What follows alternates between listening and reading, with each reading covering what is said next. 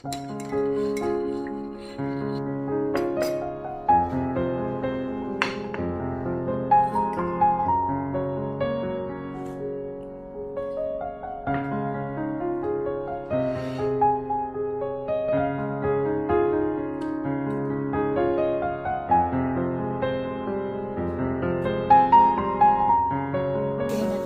kapitbahay.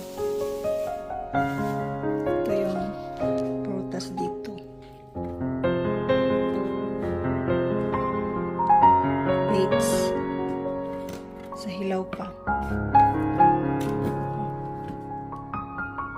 Ito yung prutas dito sa aming dates to dates. Ibigay natin sa kapitbahay natin.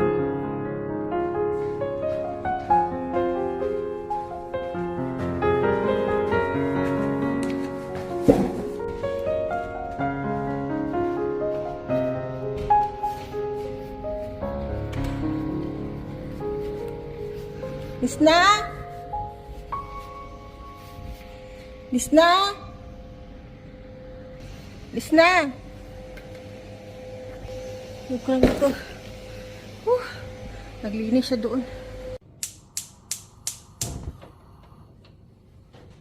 na tayo, guys.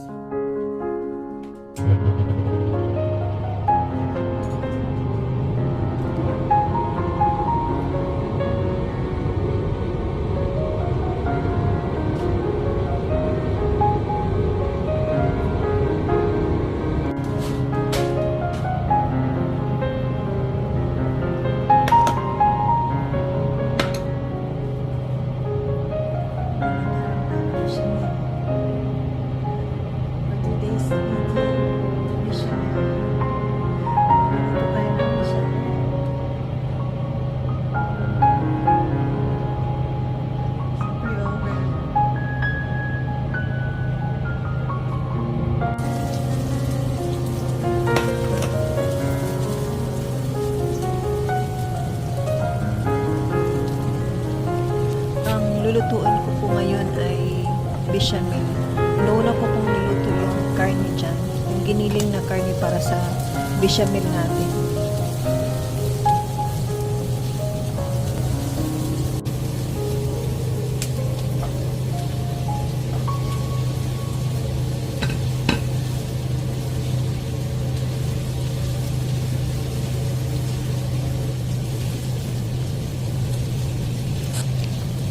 Hindi po ako masyadong nagsasalita sa video kasi kapag nandyan ang mga amo ko, hindi po ako nag-iingay kasi baka magalit po sila, kaya nagbibideo na lang ako.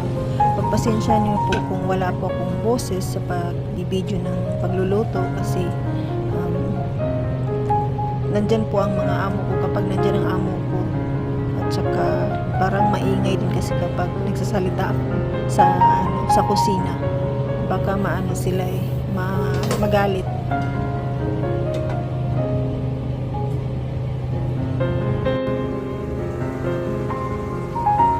Naglagay pala ako ng chicken cube, curry powder, coriander powder, garlic powder, saka salt, saka black pepper.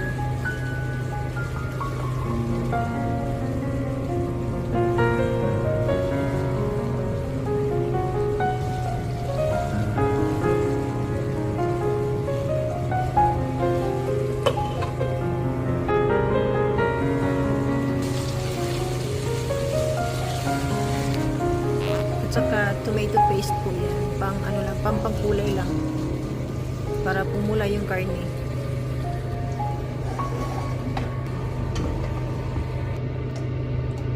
Saka ito po ay magpakulo na po tayo ng pasta.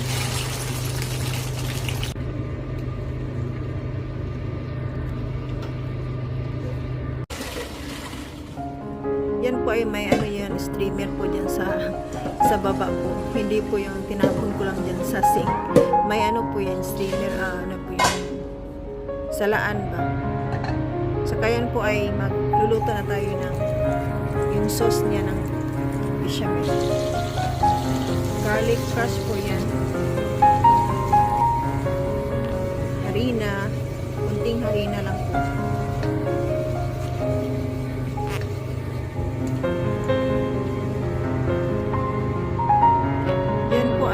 cooking cream. Kasi mas malasa po yung cooking cream. Tsaka naglagay din po ako ng gatas. Kahit anong gatas lang po. Fresh milk ba o iba. Kasi mas masarap siya eh. Garlic powder at saka black pepper. Saka salt po para pang mix na pang balance ng lasa niya. At saka po yan na yung cream cheese po na white.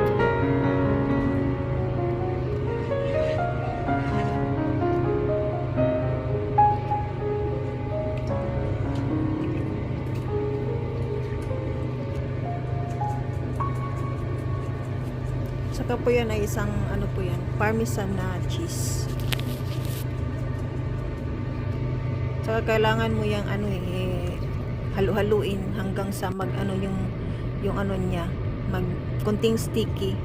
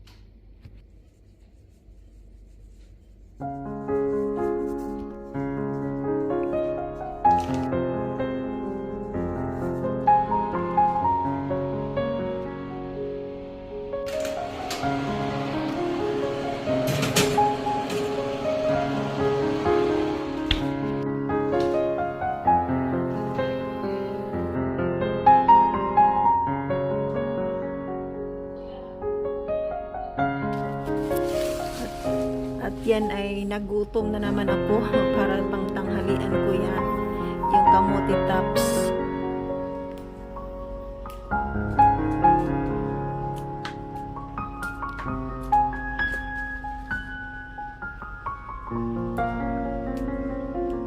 Gawing salad ko lang po yan para madali po siyang mabilis siya maluto at saka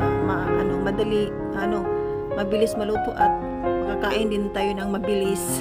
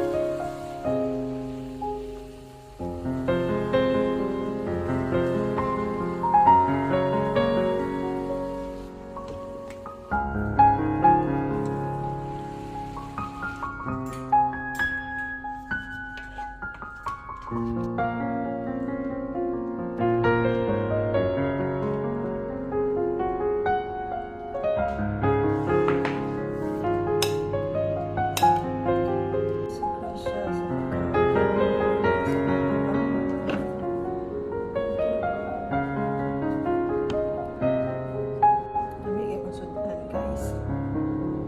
Mga friend, dami akong sudan. Pasensya naman sa kong dagway. Nagpahuway, magugkadyot. Natulog ba? Nagigutom ko. Maniyod to ta. Hmm?